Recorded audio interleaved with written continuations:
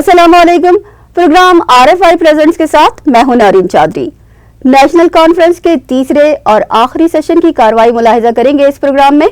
आइए सुनते हैं कॉन्फ्रेंस में मौजूद शुरका के ख्यालात। Now we have to start our second session of today's conference. I request Dr. Tanveer Khalid to come on stage to chair the session. She is former chairperson, Department of Political Science, University of Karachi. She is affiliated with many academic institutions in Karachi, has been a board member of the Area Studies Center for Europe, ASCE, and Applied Economics Research Center, University of Karachi. She is member syndicate of Benazir Bhutto Shaheed University, member board of studies of the Institute of Business Management, IOBM Karachi, and Greenwich University, Karachi. She is on the editorial boards of social sciences, research journals of universities in Sindh and Balochistan. Currently, she is an honorary secretary of the Pakistan Institute of International Affairs, PIIA, and an editor of the journal Pakistan Horizon. Now I request our first speaker for this session, Mr. Amir Sultan, to come on stage. He is Associate Professor at Bahria University, Karachi campus. He has a diverse teaching portfolio and has contributed significantly to academic publications, including articles in national newspapers and conference papers. He is an active member of the Arts Council of Pakistan, Karachi, and served as the convener of the Educational Committee of Mercy Welfare Organization. Now our second speaker for this session is Dr. Faisal Javed. I request him to come on stage. Dr. Faisal is an assistant professor in the Department of International Relations at Federal Urdu University of Arts, Science and Technology. He also serves as the Deputy Director at the Office of Research, Innovations and Commercializations, ORIC. His primary focus revolves around the foreign relations of the Central Asian region, with an emphasis on regional connectivity between Pakistan and the Central Asian region and the Russian Federation. He edited books and contributed in the chapters addressing significant regional conflicts. Now our third speaker for this session is Dr. Sayyida Fiza Batul. Please come on stage. She is an assistant professor at Shaheed Zulfikar Ali Bhutto Institute of Science and Technology, University, Zabist. She is a policy researcher with a particular interest in comparative politics, peace studies, and populism. Her upcoming book on populism in Pakistan will be published in 2024. Over to you, Dr. Tanveer Khalid. Thank you. Before we begin, I would like to thank Dr. Uzma Shujat, the Acting Director of the Area Studies Center for Europe, and Mr. Nusrat Mirza Sahab, who has been so efficiently conducting various seminars, and I have the honor of attending many of them and being a participant as well. But this is a very unique program because the topic is well selected, it is very relevant, and it is based on the question of connectivity of the region. We understand states in a national capacity, we understand states in a regional capacity, but we also understand states in an international capacity. So today's seminar will cover global and regional perspectives, which is very important for regional development. No state can be singularly accepted in the international community and work on its own. It has to have links with other states. Those links are many in kinds and approaches, and that is what we are going to see today. Our learned speakers are here. They will be giving us their views, but the approach has to be according to the subject, has to be futuristic. That means we can give recommendations, and it can be suggestive, which is more than welcome. So thank you so much, Rabta Forum International, for having organized this, and Mr. Nusrat Mirza Sahab for being the lead, giving us the lead in that, and Dr. Uzma Shujat for preparing the topic as well as giving us the various sub-themes so that we can discuss them in detail. For the speakers, I would like to explain that they will be having 15 minutes to speak, and we will take up questions and answers because we must have time for that as well. So if the speakers are not able to conclude on time, the question answers are left, which is equally important than the text. And again, we can take those question and answers later. And again, as a conclusion, I will give my views on the subject. So thank you so much, all distinguished speakers, for the chair of the first session, which was very depicted in a very coordinated manner, and it increased our knowledge on the subject. The inaugural session also gave us many views on a subject which most of us are interested in, but it takes a very extra effort to understand it in the right sense. That means connectivity for regional development. For our first speaker is Mr. Amir Sultan, Associate Professor, Bahria University, Karachi campus. You're welcome, sir. Bismillahirrahmanirrahim. Honorable Session Chair, Dr. Tanveer Khalid, respected Dr. Uzma Shujat, respected Nusrat Mirza Sahab, respected Ambassador Khalilullah Sahab, distinguished speakers, respected audience, Assalamu alaikum. Today, the topic of my presentation is, as you know, that European model of connectivity, a model for South Asia. Before starting my presentation, I must admit that this is a very difficult time for presenting something at the time when the audience are in the nap mood and you just come and start disturbing the audience. But I will try to not to disturb you much, and I will try to complete it within 15 minutes. Okay.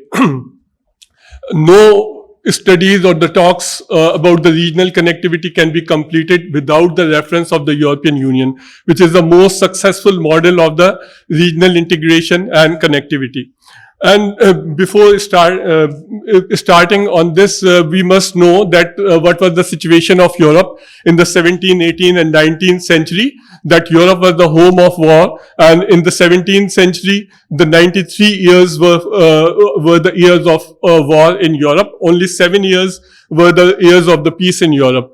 And in the 18th century, 89 years were the years of war. In the 19th century, the Napoleonic Wars, and then the Greek War of Independence, Franco-Prussian War, and these all wars disturbed the peace of the Europe.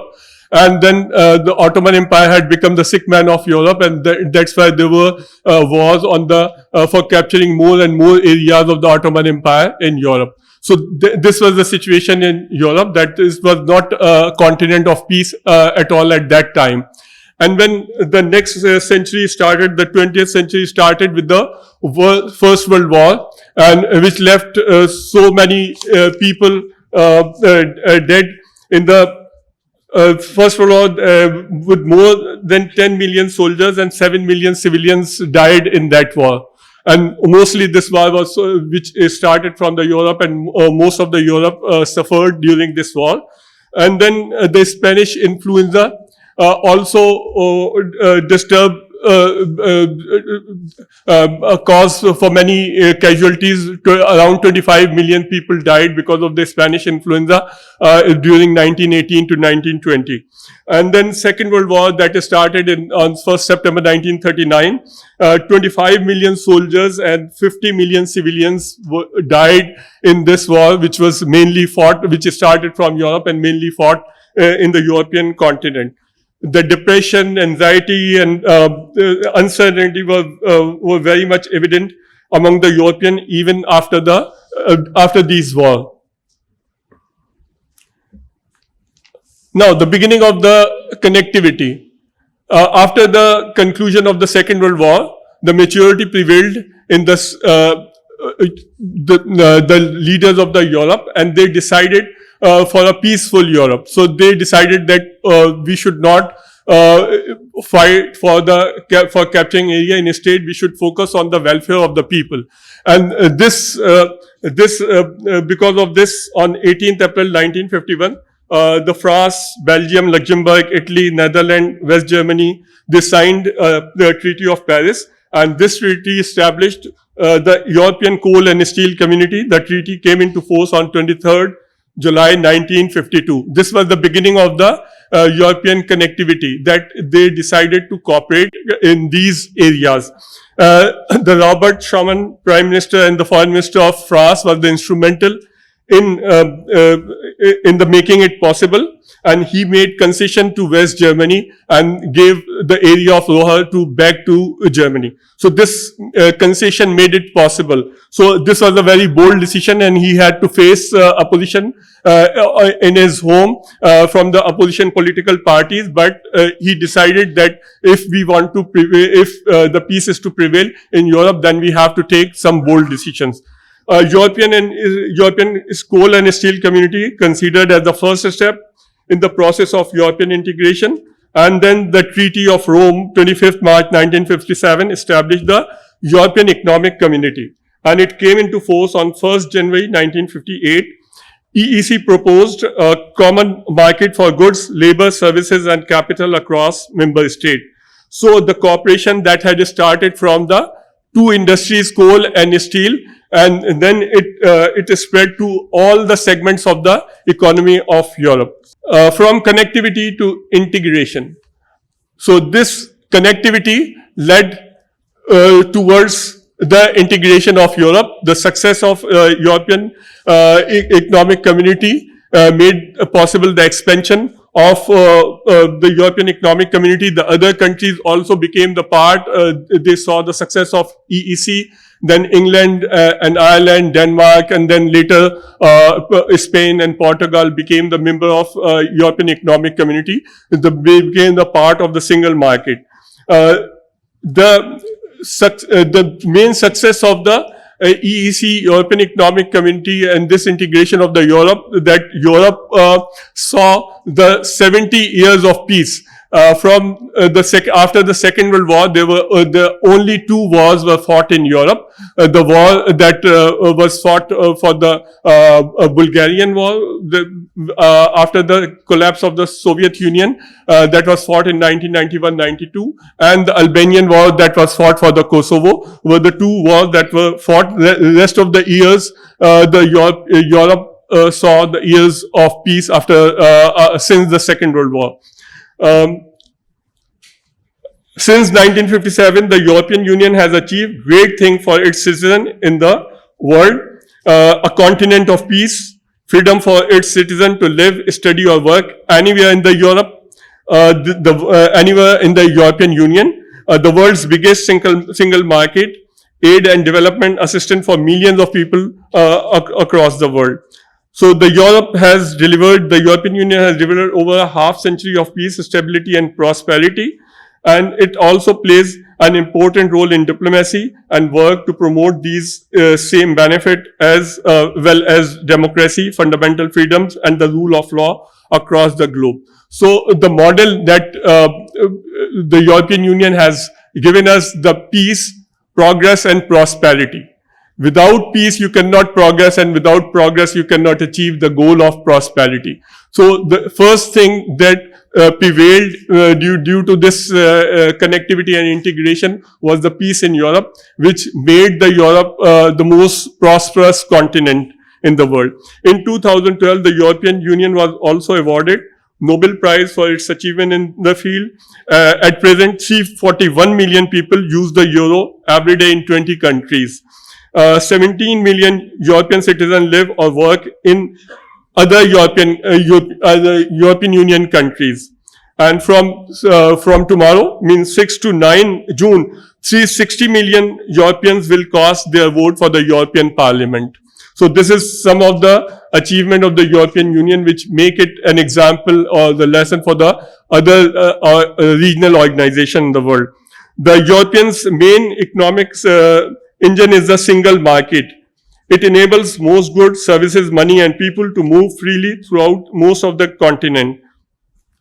All European Union citizens have the right to study, work, or retire in any European Union country. As European Union national for employment, social security, and tax purpose, every European country requires to treat you exactly the same as its own citizen. And the currency that was also introduced, the euro, is used by 340 million European citizens. The euro has eliminated the risk of currency fluctuation and exchange costs and strengthened the single market.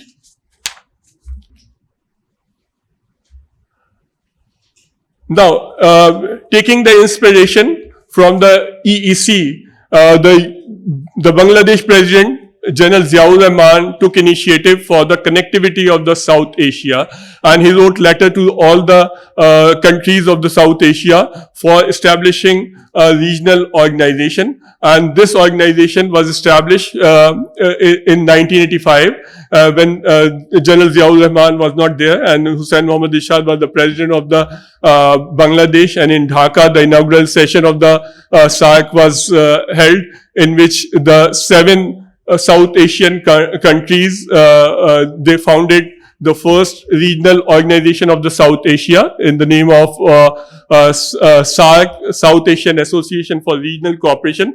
The purpose of the SAARC was same, to make this region, to make it possible, the cooperation among the countries of the region, and especially for the economic benefit of the region and for the welfare of the people.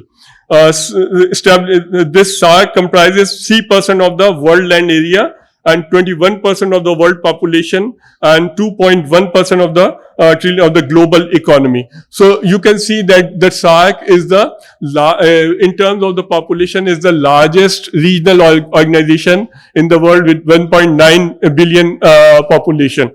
The aims and objectives, those were announced at the time of the foundation of the SAARC, to accelerate the process of economic and social development in its member states through increased intra-regional cooperation. Its objective also includes promote the welfare of the people of South Asia and improve their quality of life, promote and strengthen collective self-reliance among the countries of South Asia, and contribute to mutual trust, understanding of another's problem, promote active collaboration and mutual assistance in the economic, social, cultural, technical, and scientific field. Strengthen cooperation with other developing countries, strengthen cooperation among themselves in international forum, and cooperate with international and regional organizations. So these were some of the objectives of the SAARC when it was established. Now, the other countries also expressed their interest in SAARC, and in 2006 many countries were awarded the observer status, and present Australia, China, European Union, Iran, Japan, Mauritius, Myanmar, South Korea, and United States have got the observer status. So this make it a very unique organization. Unfortunately, this is not effective nowadays, but this was the status of the SAARC in the early 21st century. Now, about the performance of the SAARC, it has not been, its performance has been far below expectations. Bilateral and regional trade is limited, and cooperation in the other areas either poor or negligent.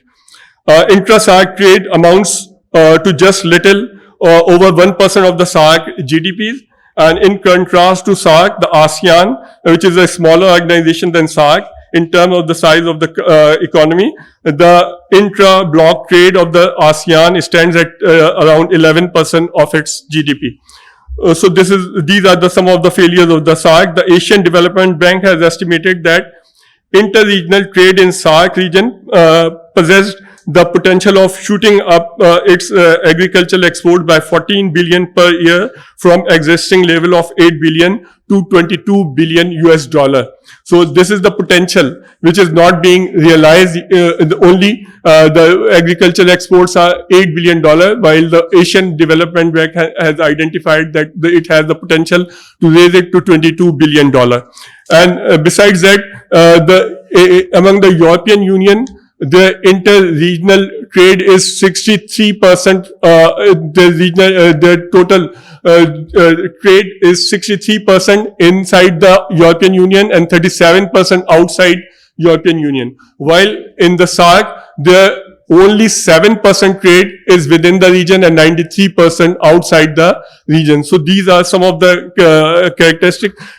Although the performance of the SAARC is below expectation, but there are some areas in which SAARC has performed well, and it has got the support of the member countries, and especially in the field of science and technology, there have been meaningful and constructive exchanges that are relevant to South Asian economy. These include solar energy, biofertilizer, low-cost housing, electronic and molecular biology, biomass gasification, wastewater recycling and pollution control, post-harvested development of food technology, renewable energy resources, polyvoltaic pesticides, instrumentation, maintenance and calibration, cultivation and processing of medicinal and aromatic plants, weather forecasting, radar weather, telecommunication, and much more. These are the areas in which the cooperation is still continuing. And I also skipped that the causes of the failure of the SAARC, in which the India-Pakistan hostilities played an important role, and the trouble 80s and 90s between India and Pakistan, and the trade of blame on each other. But another important thing that India itself has developed a rival of the SAARC, the BIMST EC, that India established in 1998, and that includes Bangladesh, India, Myanmar, Sri Lanka, and Thailand economic cooperation. So you can see that three of the Muslim countries were excluded in it. Pakistan, Maldives, and Afghanistan were not included. And then after the inclusion of Myanmar and Thailand, this was renamed as Bay of Bengal Initiative for multi-sectoral, technical, and economic cooperation, which is a rival of the SAARC. So India's ambition of domination affect the integration of South Asia, the aspect of India's pursuit of the sub-regional and trans-regional initiative, and efforts to exclude Pakistan from these platforms. These factors of the market imbalance and their role towards regional integration defines these dynamics. Now the last slide. Okay. Still, is European Union a model for SAARC? Okay. The integration of the South Asia on the pattern of European Union seems unreasonable, goal, a mission impossible, but remember, not failure, but low aim is a crime. The answer to this question is still yes. Not only for South Asia, but for all the regions, European Union can be a good role model. For South Asia, integration of Europe is certainly a lesson to follow, that how after the Second World War, European states resolved their disputes and focused on establishing lasting peace and promoting trade and commerce for the welfare of their people. Now, the requirement for integration in South Asia, what strategies should be adopted? Regional integration can only succeed if the regional countries are on board and ready to compromise for the common goal of a shared future, for which visionary leadership is required, like the Prime Minister of Robert Schuman, to take initiative, resolve the long-standing disputes which are main obstacle in regional integration. The political will. Resolution of the political disputes is not easy. It requires a strong political will to face opposition.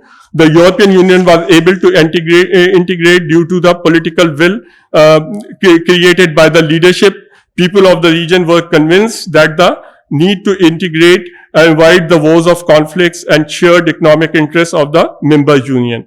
The third suggestion is the dispute resolution mechanism. There must be a dispute resolution mechanism among the member countries. The integration of the Europe could gain momentum only after the member states were ready to forego their differences and conflicts for the sake of regional integration. South Asian countries also need to be cognizant of the dividends of resolving disputes through the diligence. The dispute resolution mechanism must be integrated in SARC structure. The last implementation of the SAFTA that was signed in 2004 in the 12th SARC summit in Islamabad, but it was to be implemented in 2006, but it never was. So it needs to be implemented as a first step for the integration. And now the conclusion. The South Asian countries must learn from the history in a state of living in the history. So there are two schools of thought. The one school of thought, they learn from the history, and the other who live in the history. So we are still living in the history. We are not coming out of those disputes which are centuries long dispute, and we are still holding those differences, and we are protecting those differences. And why the European Union is a model, that how they achieved the lasting peace after eliminating their differences after the Second World War. And then they made it possible for the Europe to make it the most prosperous continent of the world. Thank you very much. As an example for others to follow, and especially the countries of the SARC in South Asia. But you yourself identified that drawing such parallels was not a very pragmatic approach, because there's a lot of difference between the EU and other organizations which are in South Asia, which may or might follow. But actually, taking an example doesn't mean you copy it exactly. It means the approach on different subjects can be different, but the approach should be there for subjects which are of relevance to all the states of the region. So that is why economic or political or social, defense and security, environment, all of these are important for states of South Asia. And an example can be taken from the European Union, how they coordinate, integrate, and then implement. Thank you. Our next speaker is Mr. Faisal Javed, Assistant Professor for Federal Urdu University of Arts, Science and Technology. He's going to express his views on the topic, Reach Towards South Asia, Implications for Regional Connectivity. Thank you. Bismillahirrahmanirrahim. Assalamu alaikum, ladies and gentlemen. First of all, I am thankful to Professor Dr. Uzma Shujat who invited me in this event, and Professor Dr. Khalid Tanvi, session chair, session fellows, and colleagues. Assalamu alaikum. This is the map of Russia. I think you look on the screen. First of all, I want to talk on the vast and complex landscape of Russia, the world's largest country by land and area, with its transcontinental territory spanning from Eastern Europe to Northern Asia, with a population of over 146 million people. Representing over 200 ethnic groups and indigenous people, Russia is a true melting pot of cultures. Russian language is the most geographical widespread language on the Eurasian continent, and its economy relies heavily on the energy sources, which is, I think you see in the picture, the Valdai think tank is the Russian most prominent think tank in Moscow base. Its energy sources. It's equal to 610.5 billion US dollar, which is the largest proven natural gas reserves in the world. The country crosses the 11 time zones, have coast on 3 oceans, Atlantic, Pacific and Arctic. In addition to that, the country has highly sophisticated defense industry, turning it into one of the most strategically important players in the international arms market. Russia is the second largest exporter of the high-tech military technology after the US, with an annual turnout of around $15 billion. currently its biggest and most loyal customer remain China and India. Russia's historical quest for a warm water port has been hindered by its only access to the Black Sea, complicated by the ongoing conflict in Ukraine. Ideally, Russia seeks to secure access to the Indian Ocean, which would provide a strategic advantage in terms of trade and naval power projection, aligning with its Eurasian aspirations and strategic reach towards South Asia. As we know, the geopolitical landscape of South Asia is undergoing the significant transformation driven by the strategic maneuvers of regional and global powers. Russia, with its Eurasian identity, is the unequally positioned to bridge the gap between Europe and Asia. Its policies and initiatives in South Asia reflect this identity and its aspiration to enhance its influence in the region. Russia's engagement with South Asia has a rich and complex history shaped by geopolitical interests, strategic alliances, and regional conflict. Understanding this background is crucial for understanding Russia's current policies and initiatives in the region. Through this paper, the study aims to explore the implication of Russia's Eurasian aspirations towards South Asia, particularly in the context of regional connectivity.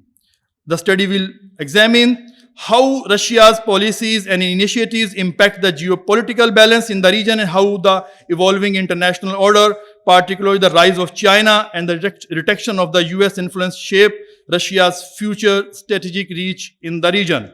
The study implies regional security complex theory to analyze Russia's Eurasian aspirations and its strategic reach towards South Asia.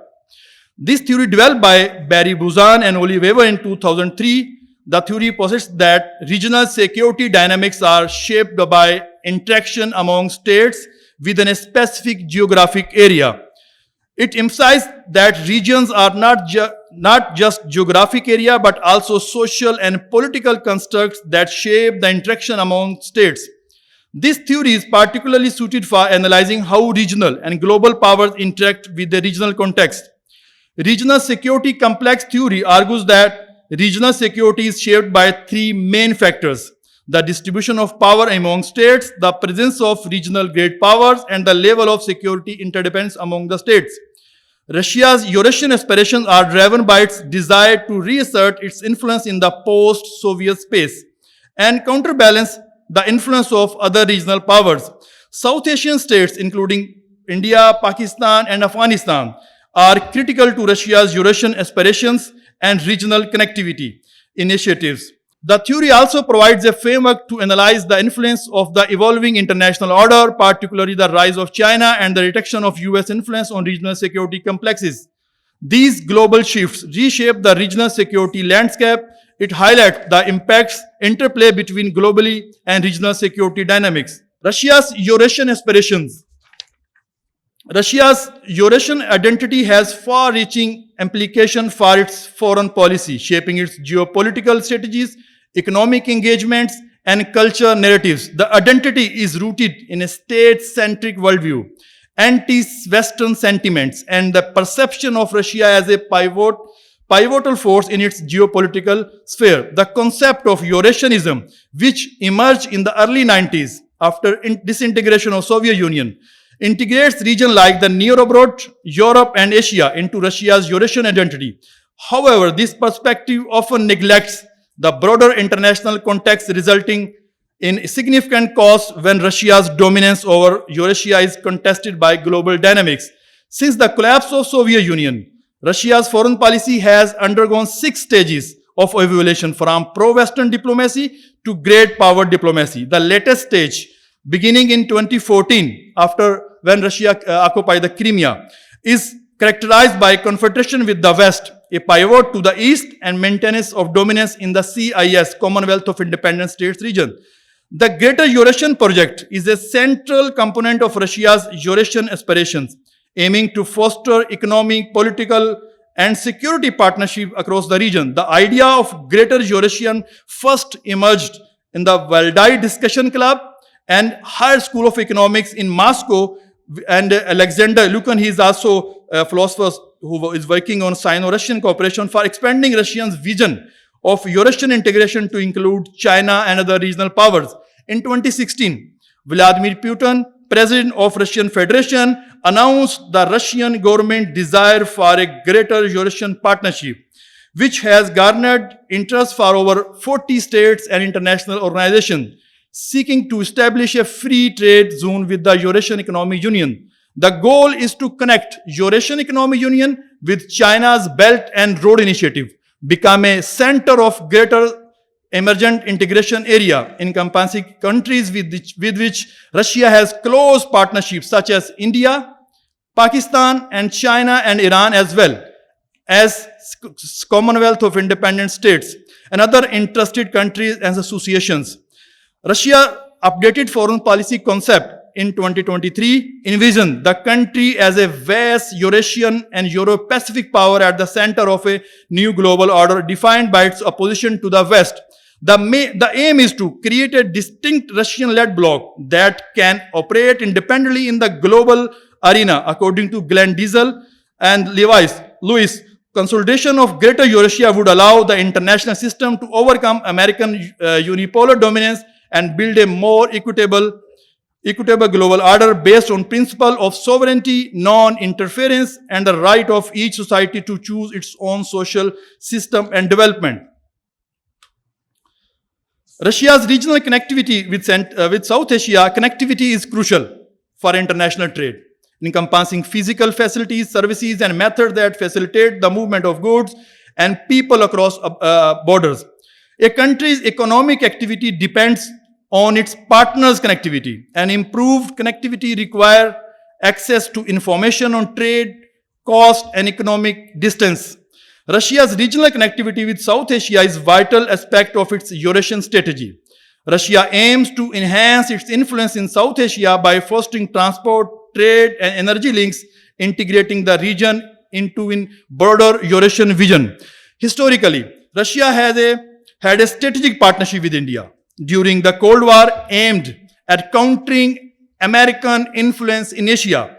After disintegration in 1991, Russia's foreign policy shifted, maintaining its relationship with India while engaging with partnership with Pakistan, adopting a more balanced approach to South Asia. To achieve regional connectivity, Russia has initiated and involved in several key platforms. The International North-South Transport Corridor is a 7,200 kilometer long land and sea-based network that will reduce 30% cost and 40% travel time for freight transportation between Russia, Iran, Central Asia, and India.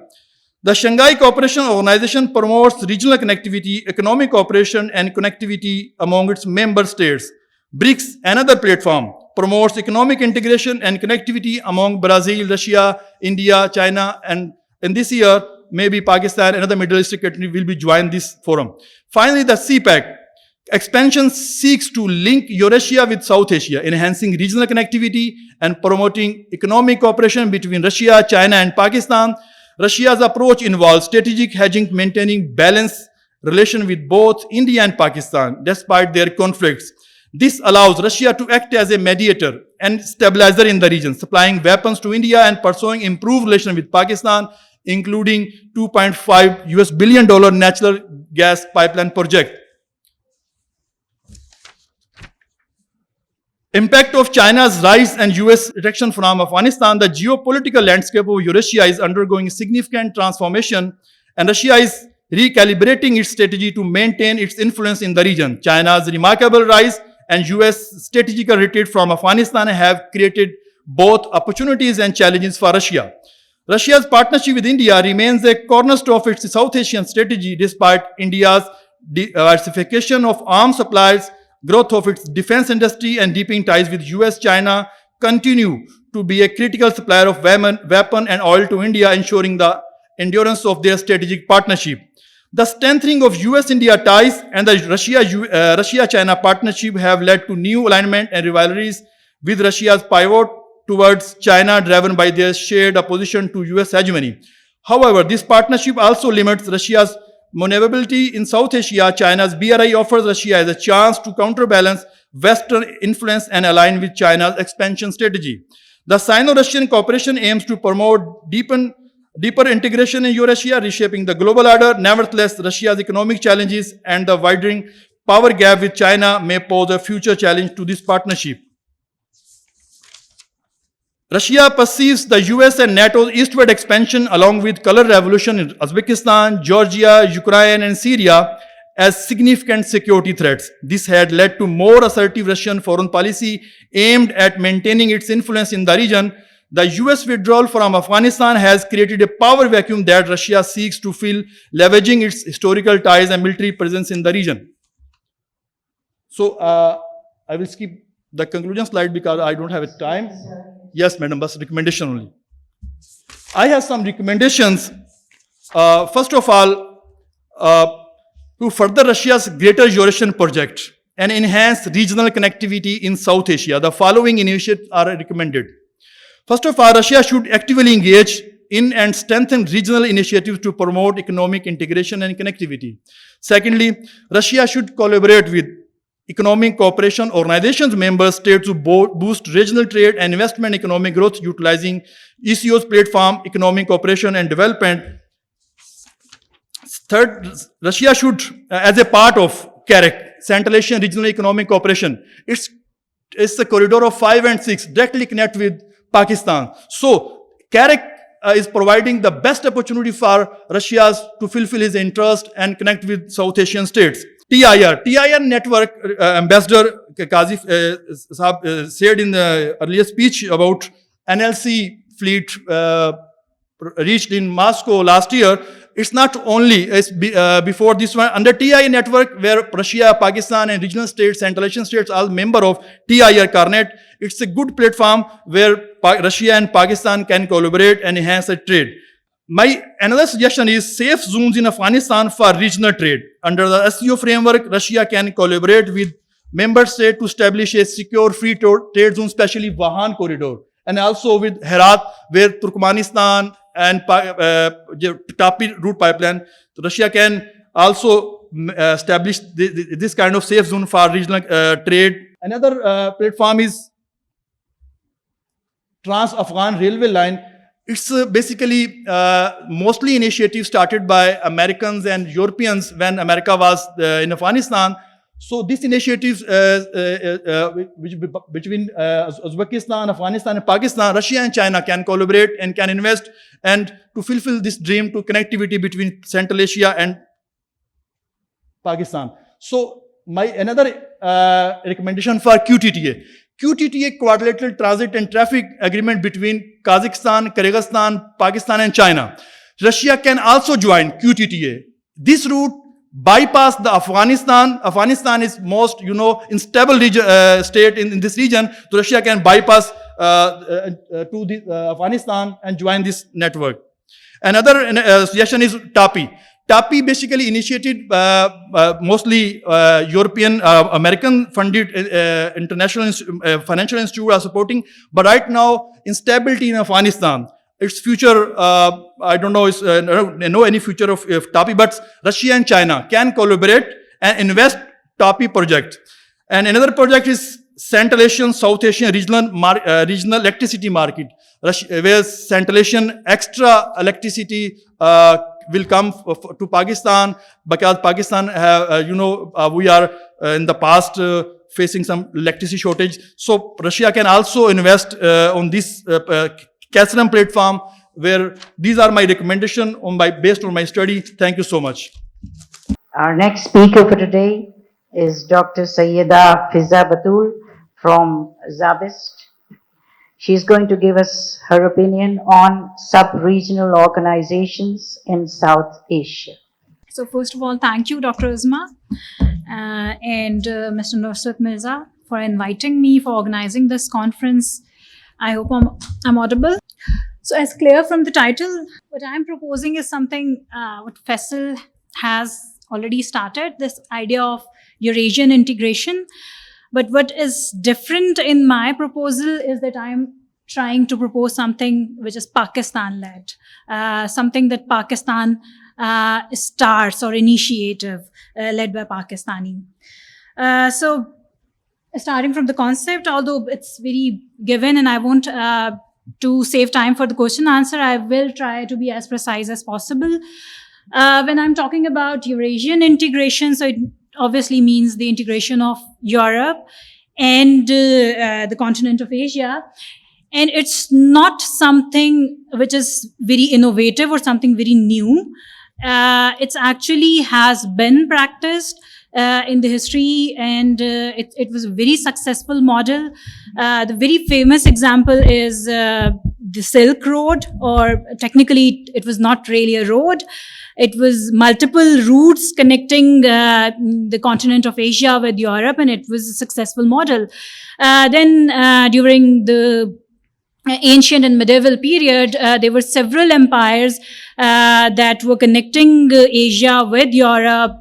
We have Roman Empire, Ottoman Empire. So it's not something that we will do for the very first time. However, it was the period of colonization that actually changed, that shifted this model of integration to a model of subjugation. And Europe started exploiting Asian resources. And then Cold War happened, and the integration was further fragmented. Iron and bamboo curtains were curtailed. So the second important thing is, a lot of things happens in history, but we don't usually try and have everything. So why we need to have it again? And I won't talk much about it because already Dr. Faisal have talked about it. But just to be very, in a very everyday language, Europe and Asia makes almost 2/3 of the world population. So almost all major markets, almost all major product supply chains are in this region. So, I don't need to explain it further, that if you try and have European and Asian integration, if European integration and if South Asian integration or if Central Asian integrations are a good model, then integrating all these regions together is even better. So what's different about my paper or my proposal is that I'm talking about a Pakistan-led initiative, and I understand that geoeconomics have taken over geopolitics in the current world. But to be true, Pakistan is still enjoy a very good geopolitical position. It lies at the crossroads of South Asia, Central Asia, Middle East, China. So it's strategic positioning. Plus, it's not just that we are just geographically close to these regions. We have a cultural and historical ties with these regions. And this allows us to have an advantage over other countries to connect Asia with the Europe. What challenges we do face, and there are many. First,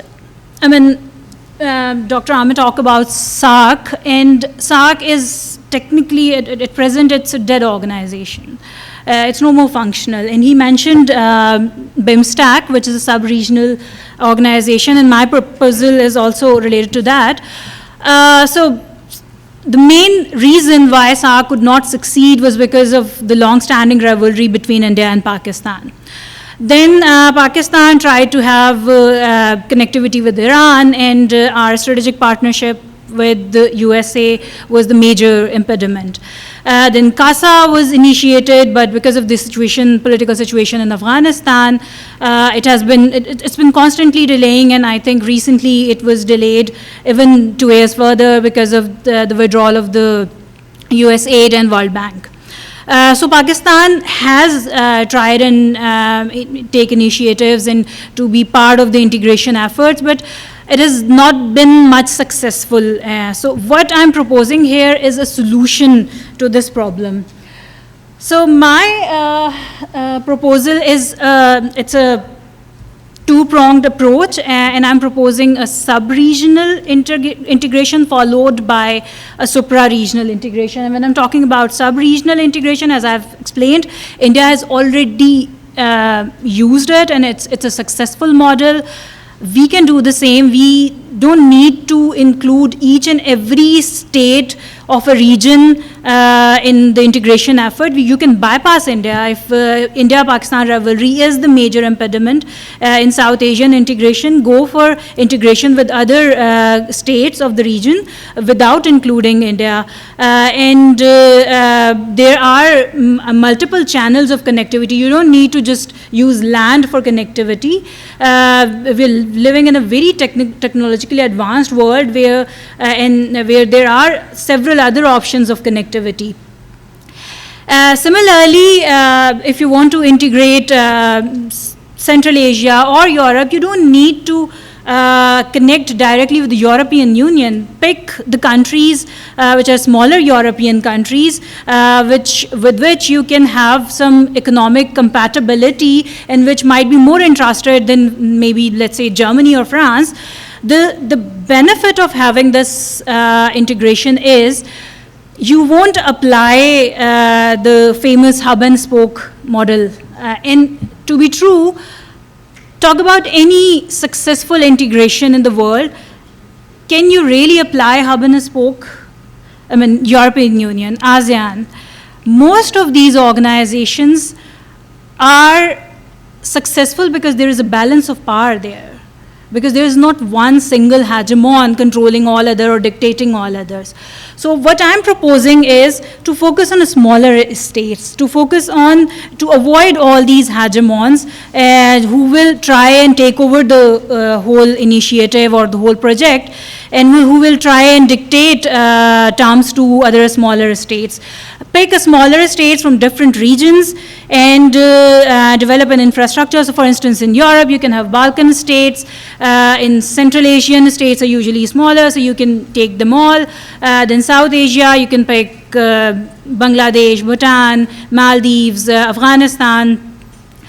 And the benefit is that it will obviously reduce trade barriers, and the procedures and cross-border investment will be promoted. But also because there will be cultural exchanges. You don't need to focus specifically on the economic side of integration. You can include human-to-human interaction. You can to avoid the attention of the other regional powers. Obviously, there will be challenges. Obviously, the powers won't be happy seeing development of a counter initiative or a counter project, an emerging power.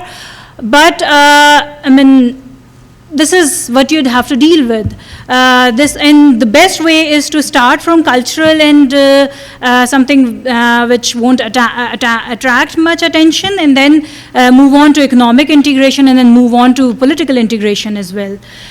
So this is what I'm proposing, and I hope I tried and be as precise as possible to save time for question and answer. Thank you. Thank you, Dr. Fiza. She was very clear in expressing that it is not necessary that we take up the integration approach of the European Union or other states, or avoid integration or examples of integration by a state which we do not consider politically important, or which we have conflicts with, for example, in South Asia, India and Pakistan. So it was a good way of expressing or proposing an approach for Pakistan specifically, because we as citizens of Pakistan are more concerned. Not only we are affected very badly at times by regional changes, by global changes, by interest of states and global powers which matter, which affects adversely our economic conditions, and we are already stuck up with so many issues which are overpopulation, which are instability, which is terrorism, an issue for the entire region, and there are so many climate change, and there are so many other issues. So it is good that you have taken up that approach and specifying that hegemonic states with which we tend to disagree, we may avoid interacting with them on any front which we feel that it is against the interests of our country. But the challenges must be seen, they must be considered, and a way out or way forward must be taken. Thank you, Dr. Fizza. पहले मैं थोड़ा सा आपको बताऊं, Russia is near abroad, बिल्कुल हमारे neighbour में मौजूद है और हमारे उनके साथ रिलेशन ऐसे हैं, यानी कि इवन हमारे, मैं अक्सर लोगों से बात करता हूँ, लोग उनकी हिस्ट्री के बारे में नहीं जानते, हम अमेरिका के बारे में ज़्यादा जानते हैं। हम अमेरिकनाइज ज़्यादा हैं, रशियनाइज बिल्कुल भी नहीं है। हम रशिया की हिस्ट्री के बारे में कुछ नहीं जानते हैं और इसलिए एक हमारा तो बड़ा प्रॉब्लम है कि हमारा ब्यूरोक्रेसी और हमारी मिलिट्री, हम सब कुछ अमेरिकनाइज है, इसलिए बड़ा नामुमकिन सा है कि हम कहें कि एकदम यू टर्न ले लें। लेकिन बहरहाल पहले पाकिस्तान की जो फॉरेन पॉलिसी पिछले कुछ अर्से में जो हमने न्यूट्रल स्टैंड लिया है यूक्रेन के हवाले से, तो पाकिस्तान मच क्लोजर है रशिया के मुकाबले में। देखें आप, फिर भी रशिया की जो पॉलिसी थी इंडिया के टुवर्ड्स, जहां इंडिया को प्रायोरिटाइज करता था, अब वो रशिया बैलेंस कर रहा है पाकिस्तान और इंडिया को। देखें रशिया, आपने भी अराउंड $30 बिलियन पाकिस्तान में सीपैक के अंडर में खर्च किए। मैं तो अक्सर ये इस बात का, मैंने रिसेंटली एक बुक भी कंप्लीट की है रीजनल कनेक्टिविटी पे, और मे भी इस मंथ जो छप जाए इस्लामाबाद से, तो इसी पे है कि पाकिस्तान को, तो आपके पास तो, हम तो एक्सपोर्ट कंट्री नहीं है, जस्ट $25 बिलियन, हमारे पास कोई इंडस्ट्री भी नहीं, बेचने कुछ भी नहीं हमारे पास, तो हम तो ट्रांजिट एक्सेस दे सकते हैं ना रशिया को। यकतरम जो रीजन है रशिया का, वो काजाकिस्तान का लगता है, आई थिंक 4800 किलोमीटर का बॉर्डर जो हमारा, मैंने एस्टिमेट लगाया, सेंट्रल एशिया जो ऑलरेडी सेंट्रल एशिया से अटैच्ड है रशिया, और अफगानिस्तान एक हमारे लिए प्रॉब्लमेटिक है। लेकिन अफगानिस्तान को भी हम थ्रू ईरान, थ्रू QTTA, मैंने जस्ट किया, QTTA में रशिया उसमें इंक्लूड नहीं है, हम अफगानिस्तान से बाईपास कर सकते हैं उसको।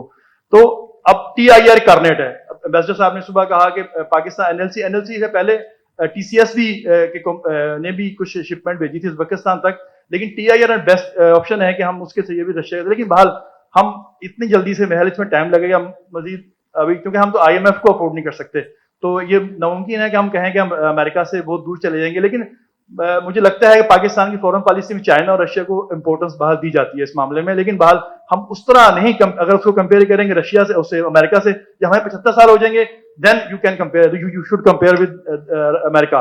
अभी तो हम बहुत अमेरिकनाइज हैं, अमेरिकन से अब हिल नहीं सकते यहाँ से। IMF, weapons, so many things जो हैं आपके, उनकी इन्वेस्टमेंट है, और हमारी बड़ी ट्रेड भी अमेरिका और यूरोप से है। इवन हमारे ट्रेडर्स, मैंने कुछ इंटरव्यूज किए ट्रेडर से, हमारे ट्रेडर्स चाहते हैं मैक्सिमम प्रॉफिट कमाना, मैंने वो 10 रुपए खर्च करें, वो 5 रुपए कमाना चाहते हैं।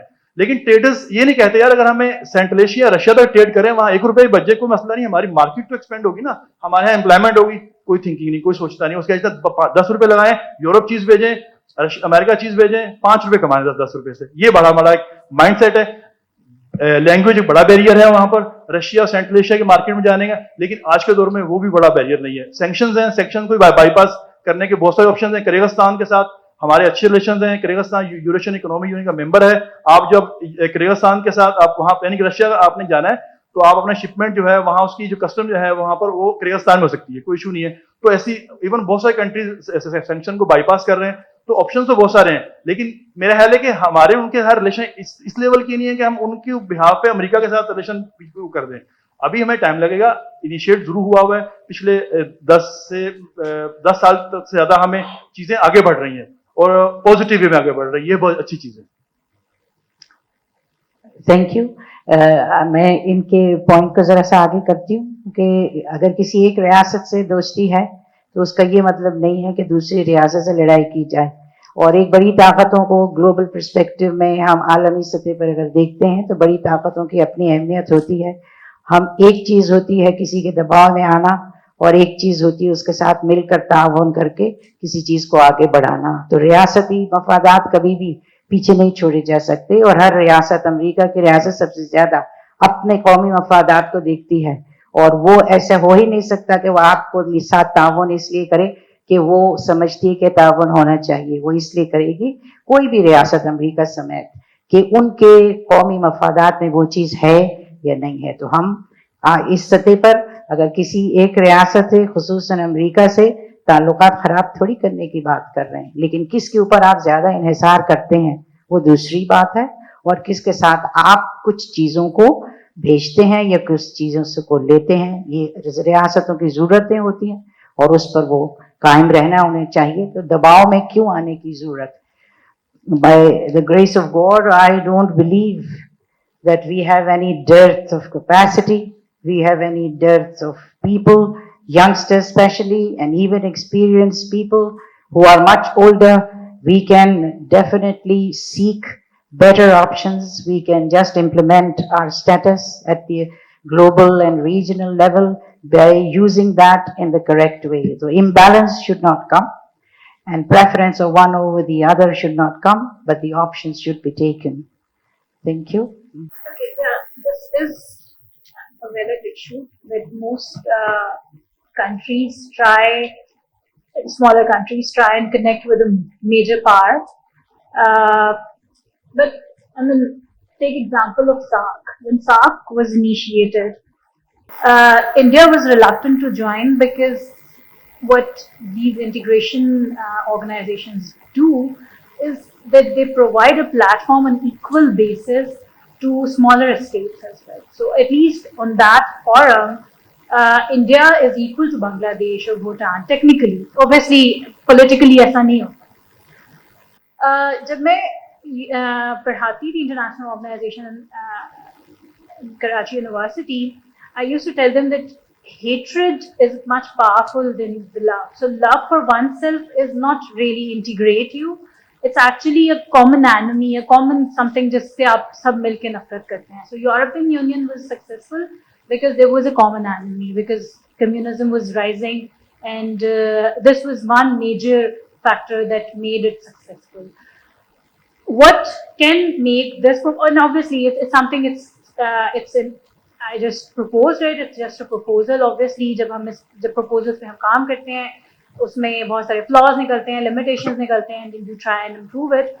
It's a very far-fetched thought, but I always feel that the problem with Pakistan is, or all other smaller states, is that they try and join organizations जो कि बहुत बड़ी organizations होती हैं, उसमें China होता है या India होता है, the US होता है, और वो उनकी dictation कबूल करती हैं.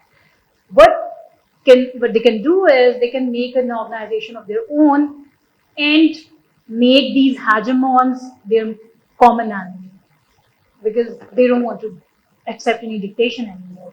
Because the thing is that all major resources are in these smaller countries.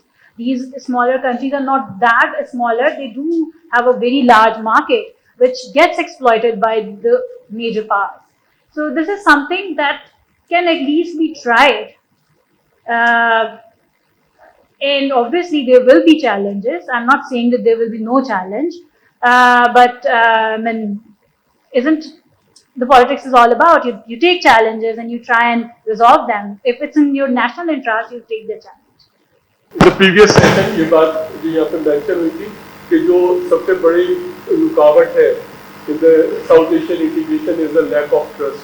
तो lack of trust की वजह से जब बातचीत करने के लिए तैयार नहीं है तो करेंसी एक करने के लिए कैसे तैयार है? तो ये तो बिल्कुल पॉसिबिलिटी नहीं है कि in the near future 10-20 साल बाद भी कि इस तरह से कोई चीज़ होगी. जब लोगों के आने जाने पे इतनी ज़्यादा रुकावटें हो, वीज़ा रिस्ट्रिक्शन इतनी ज़्यादा हाई हो, इतना ज़्यादा शख्स के ऊपर देखा जाता हो, तो जाहिर है कि it's not the possibility even in the near future कि उसके ऊपर कोई बात भी की जाए, इसके ऊपर पॉसिबिलिटी नहीं है. जैसे अभी जो यहाँ पे बात हुई कि इंडिया ने बिमस्टेक एक राइवल के तौर पर बना ली, इसी तरह जो चाइना ने BRI बना के, और चाइना जो है is continuously increasing its influence in the other regional countries. China ने श्रीलंका के अंदर चाइनीज इन्फ्लुएंस जो है बहुत बढ़ गया है, और वहाँ पे जो उनकी पोर्ट्स हैं वो भी चाइना जो उसका इंतजाम संभाल रहा है. इसके अलावा अभी रिसेंटली बांग्लादेश के अंदर इंडिया आउट जो कंपेन है वो वहाँ पे भी इंडिया बांग्लादेश में भी चली, तो बांग्लादेश में भी एंटी इंडिया सेंटिमेंट्स काफी नुमाया तौर पर नजर आए. And even the Chinese influence was also seen in Bangladesh, and China has made a huge investment in Bangladesh as well. Besides that, previously जो ईरान के अंदर ईरान और इंडिया का बड़ा कोलैबोरेशन था, चाबहार पोर्ट डेवलप की थी India ने. नाउ ईरान के अंदर भी एक चाइनीज इन्फ्लुएंस बढ़ गया, और चाइना जो है has become a major partner in Iran as well.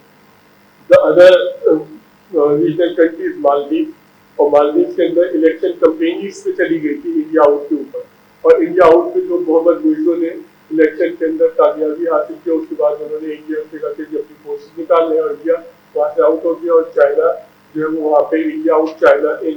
So this is the new dynamics of the region that Chinese influence is increasing. So India see China as its rival. So it's now according to India, it's India-China rivalry, and both are trying to bring maximum countries under their influence. China अपनी investment के जरिए अपना influence बढ़ा रहा है. India has other hegemonic design जो अभी जैसे इन्होंने क्वेश्चन किया था कि छोटे कंट्रीज जो लाइक भूटान, नेपाल वगैरह, centralised states of India, India ने उसका इंस्टेंट के अंदर शामिल करके अपना एक एरिया में तो एक आप कहेंगे न्यू लाइन्स का टीम डेवलप एक इसके अंदर साउथ एशिया की जो रिबेलिटी की कंट्रीज की उसके अंदर पार्ट लेकर तो इस now divided south China and India. Any other question from anybody, please? No other questions, so I would conclude. I would like to give my opinion on that. To sum up, I can say it was one of the very informative conferences on a very important subject, and many aspects of relevance were cleared by the worthy speakers, and it was really a learning exercise for me, and I consider myself very fortunate for that. I'm also very, very thankful to Mr. Nusrat Mirza and Dr. Uzma Shujat and their teams who have worked so hard in bringing this knowledge and this congregation. It was an integration in the real sense, and I have learned as on my part, I like to admit that it was a great intellectual exercise. Now, as my opinion, I would like to say that the conference topic was acceptance of connectivity. Now, this is a very vital for South Asia's future, but it must be at the highest political levels that this component is accepted for the region's development. Now we know that social scientists and as professionals and as academicians, every word and every term carries its own meaning. So what does connectivity mean? So it can be connected in many ways and sometimes adverse as well. But here connectivity means promotion, integration, and regional development. So that is what we are supposed to consider today, and we did it very effectively. South Asia, we know, comprises of 8 nations, and it is home to 2.5% of the world's population, and it is a place of one of the world's oldest civilizations and one of the most vibrant centers of global economic, political, and cultural links. The people of this area are bonded in common history and heritage, and its governance structures are influenced by its colonial past and the spirit of friendship and cooperation, which is so vital. And among communities, it is a welcoming factor for people of South Asia. But despite being filled with the potential for sustained regional connectivity in a futuristic perspective, there are very common challenges like poverty, inequality, climate change, terrorism, political instability. These all need to be addressed through dialogue, fostering economic integration, and enhancing regional security and cooperation.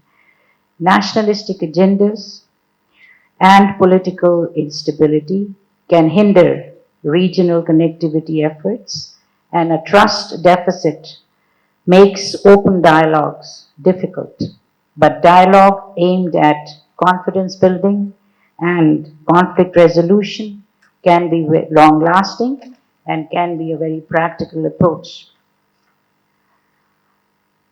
The world also knows that one of the most significant number of disputes prevail in South Asia, and peace cannot be achieved unless territorial disputes are satisfactorily settled.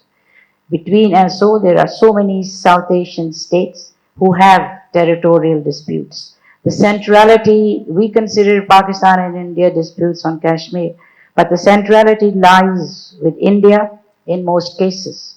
The Indochina, ASCE, the Kashmir dispute, the Indo-Pakistan relations, the border dispute between India and Bangladesh, India and Nepal boundary dispute, all of these are central to South Asia, and India stands out because as a big important power, it has it is not only the biggest democracy of the world, it has a population which is second only to China. So we expect a lot.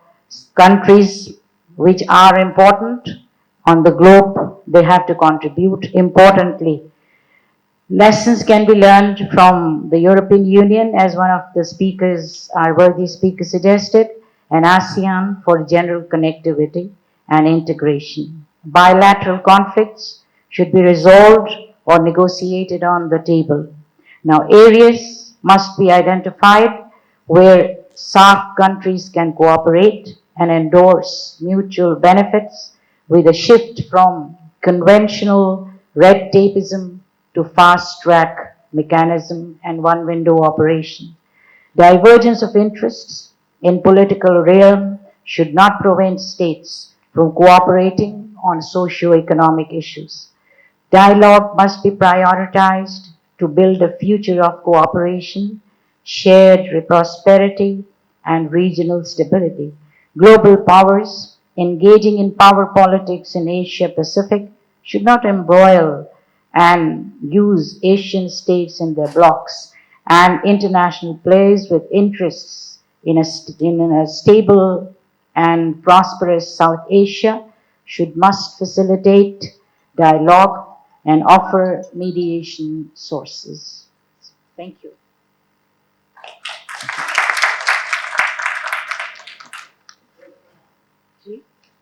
Yes. Oh, yes.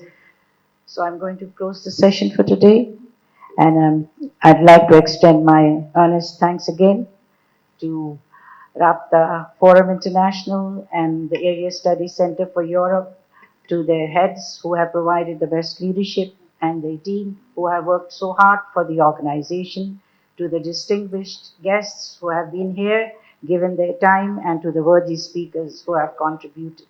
Thank you. Mr. Hassan Habib Saab has not come because he has a heat stroke. So we just pass on the concluding remarks, and I will pay the vote of thanks. Well, there were 13 speakers today, and there were about 7 questions that were raised, and I am especially thankful to the 2 one chairperson and 1 chairman, our brother Qazi, Member Secretary Qazi Khalilullah Sahab, and his full team is here. His research officers are here, and also Uzma Shuja Sahaba's team is also, and the students are here, and the professors are here. Our sister is also here from IR. So I thank to all and the students as well. अब इसके बाद में मैं थोड़ी सी ऐसी बातें करना चाहता हूँ कि जैसे कि हमारे भाई अमीर सुल्तान साहब ने कहा कि सार्क के पर जो बात की है, तो सार्क का मसला तो बस और ख़त्म हो गया है, डेड बॉडी, जो उनके अपने स्टूडेंट ने कहा। और फिर बात ये है कि हम क्या करें, हम तो जुर्म ज़ईफ़ी की सज़ा है मर्ग मफाजात। अब आप कोई ज़ईफ़ हैं, कमज़ोर हैं, सो फिर उसकी तो सज़ा तो यही है जिस पर आप भुगत रहे हैं। दूसरी बात यह है कि the world is changing, there is no doubt about it. 18 years, for 18 years the US has remained the single superpower, And after 2007 and then 2008, the challenges emerged, and now this situation is that there is a tussle between the United States and Russia and China for the hegemony or primacy and the survival of their sovereignty.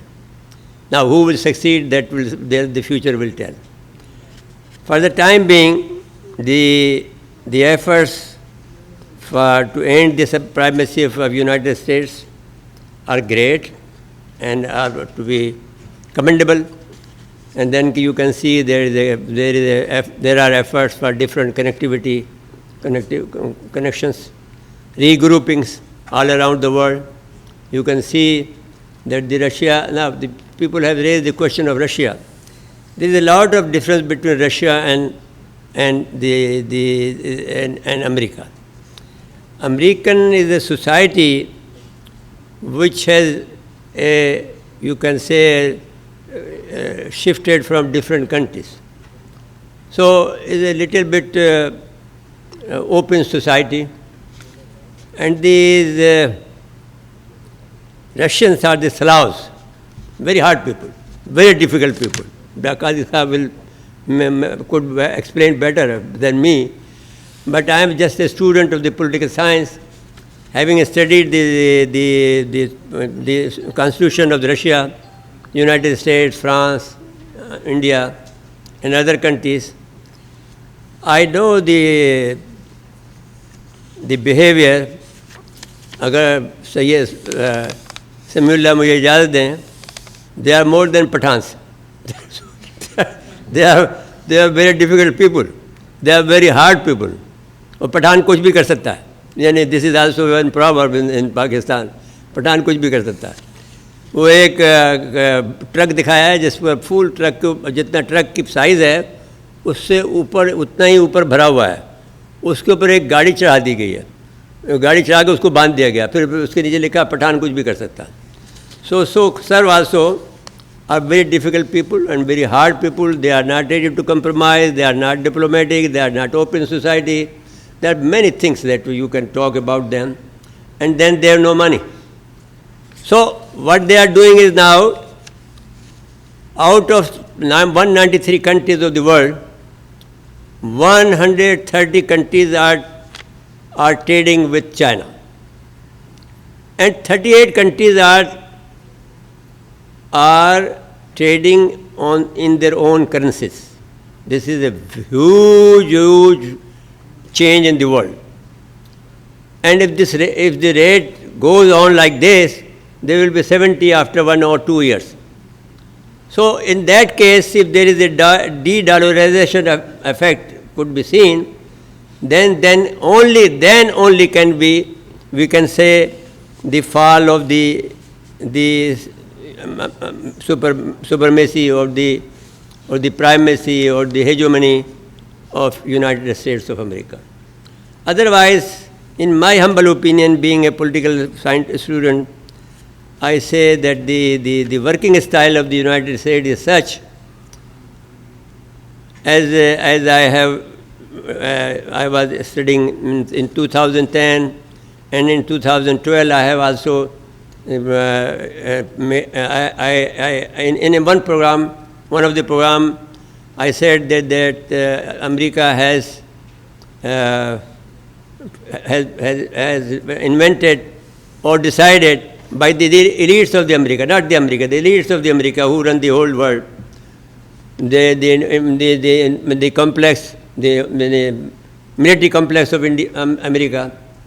They decided 4 steps to maintain the hegemony of America. One first step was to take out the UK from European Union, so that the European Union itself do not become the rival of the United States of America. So now the European Union is weakened. The second step was that there will be mass migration of from Europe and America, or the North America of African nations. That could not be materialized because there was Corona, So that was stopped. Perhaps it will happen now because there is a movement of for the Palestinian people. So that is a good time for them to let them go to their own country and compel them to go to their own country.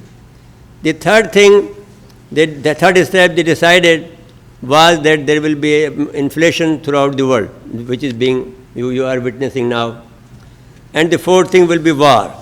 So these wars are taking place in Ukraine, but the Hamas war has changed in different way. So now let us see what will happen. And the situation is different. People say this is Asia century. But if it is Asia century, it is not possible without a war. If there is the new world order, it will not happen. It will not take place without a big war or a world war, or a limited war. But anyhow, will be at a larger scale. So anyhow, thank you very much that this seminar of ours, after 2 years we appeared on the stage of the seminar. So, but we will continue it, and we hope that you will participate and you will cooperate with us in the next of our program. Thank you very much, Dr. Khalilullah Sahab, especially my sister, though is younger, but I say her Bena, the elder sister. Thank you her, and all are sitting here, ladies and gentlemen. I thank you very much. इसके साथ ही programme RFI present से हमें दीजिए इजाजत। अल्लाह ने के बाद।